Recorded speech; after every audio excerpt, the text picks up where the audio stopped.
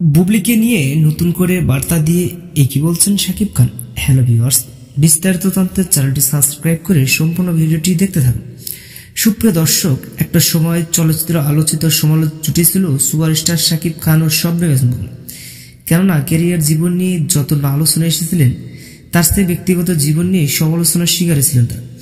বর্তমানে এই দম্পত্য জুটি সেপারেট। জানা যায় একজন আরেকজনকে ডিভোর্স দিয়েছেন, আর এই নিয়ে চলছিল সোশ্যাল মিডিয়ায় এক ধরনের আলোচনা সমালোচনা।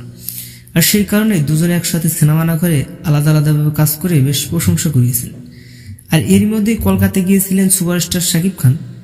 আর সেখানকার একটি আনন্দবাজার সাক্ষাৎকারে জানিয়েছেন, বুবলি আমার শখের নেই, বুবলি আমার অনেক ভালোবাসি। তো সুপ্রিয় দর্শক, বুবলিকে নিয়ে সবসময় শাকিব খান প্রশংসা করে যাচ্ছে।